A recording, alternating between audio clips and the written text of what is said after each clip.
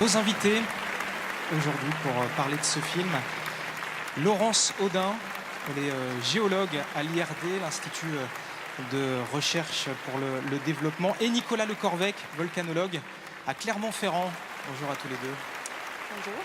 Et Nicolas Lecorvec qui arrive donc de Clermont-Ferrand, une zone où on étudie les volcans. On va peut-être commencer par vous, Nicolas.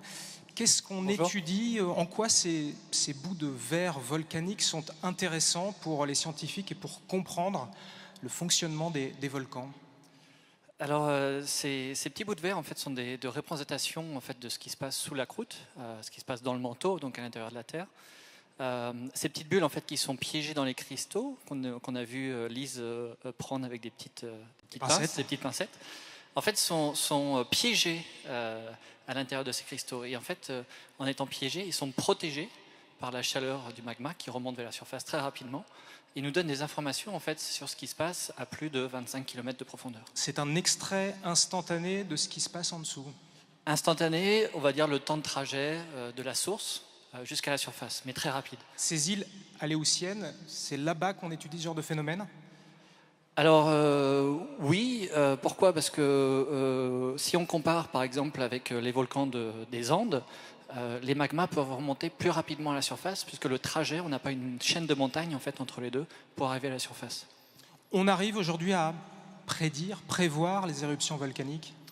Il y a encore du travail à faire. Il y a encore beaucoup de travail à faire. On est capable de prévoir, on ne peut pas dire à quelle heure et quand l'éruption va se passer, ni si elle va se passer. Mais c'est comme un peu la météorologie, hein. On a des probabilités, on peut augmenter ces probabilités, des chances d'éruption, mais encore une fois, le risque zéro n'existe pas. Il faut combiner une quantité importante de facteurs, il faut que tout soit réuni. C'est une longue maturation, hein, une éruption volcanique. Complètement. Alors on a des systèmes volcaniques magmatiques, c'est-à-dire que le volcan lui-même a une vie passée, et donc c'est pour ça qu'on l'étudie pour pouvoir mieux comprendre en fait, sa vie future. Mais à côté de ça, on a aussi l'environnement dans lequel il est, les tremblements de terre par exemple, et différents autres facteurs météorologiques par exemple.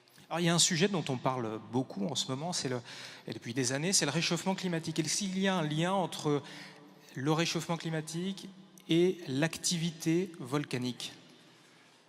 Alors c'est un sujet sur lequel on travaille, je travaille aussi particulièrement. Par exemple, le réchauffement climatique a une activité sur la fonte des glaciers, par exemple. Ces glaciers, en fait, pèsent énormément sur les volcans. Et lorsqu'ils fondent, ils vont en fait changer les caractéristiques du volcan et peuvent produire en fait une réaction qui va favoriser peut-être des éruptions magmatiques. Alors c'est des choses qu'on essaye de mieux comprendre dans les étudiants, mais ça demande du temps. Laurence Audin, on va se rapprocher un petit peu du public. Laurence Audin, vous êtes donc chercheur à l'IRD, c'est l'Institut de recherche pour le développement.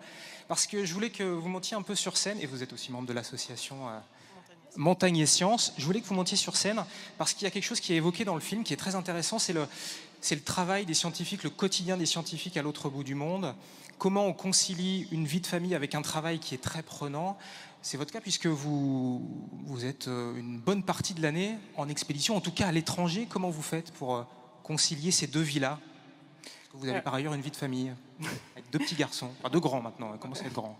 Oui, exactement. Je crois que c'est un métier passion, le métier de scientifique, donc c'est valable pour les hommes et pour les femmes de la même façon. Et à partir du moment où on a une passion, on sait tous que quand la famille arrive, il y a certaines priorités, certains choix à faire. La façon de concilier son métier quand on est passionné avec sa vie de famille, c'est juste une bonne capacité d'organisation. Et puis on est deux dans une famille de parents souvent. Donc tant qu'on est deux, le deuxième est présent et joue son rôle. Vous partez combien de fois par an, Laurence? Je pars 2 à 3 fois par an, près d'un mois à chaque fois. Surtout donc en Amérique du Sud? Oui, alors par contraste avec le film sur les glaciers, moi je travaille plutôt dans le désert, mais finalement c'est aussi des zones un peu extrêmes. Et puis dans les Andes, on a aussi des expéditions qui montent à 4000 ou 5000 mètres d'altitude. Donc vous êtes souvent dans ces contrées lointaines. Qu'est-ce qui est le plus difficile? C'est de partir ou c'est de revenir? Le plus difficile, c'est la semaine avant de partir, je dirais. C'est la préparation, c'est le stress qui monte dans la famille, c'est le fait de devoir quitter la routine et de prévoir tout ce qui va se passer quand on ne sera pas là pour donner les clés de, de la maison la boutique. Et de la boutique au suivant. Mais une fois qu'on a mis le pied dehors avec la valise et qu'on est dans la navette, je dirais que c'est le début de l'aventure. En tout cas, c'est un métier de passion.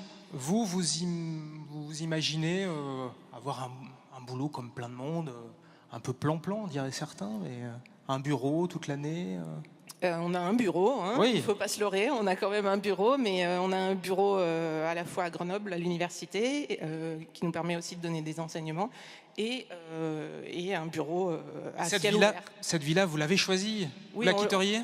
Non, je la quitterai pas. On se bat pour l'avoir. Les postes sont chers pour tout le monde, hein, hommes et femmes, au début. Donc, les postes de recherche, les postes d'enseignants-chercheurs sont chers. On se bat et on attend ces postes. On les attend en post-doctorat, après le doctorat. Je dirais que voilà, c'est un combat. Mais après, quand on est passionné, on essaie de tout faire pour arriver à ses objectifs. Et merci en tout cas de faire partager auprès du grand public cette science et cette passion de la science et des contrées lointaines pour ceux et celles qui ne peuvent pas partir. Hein.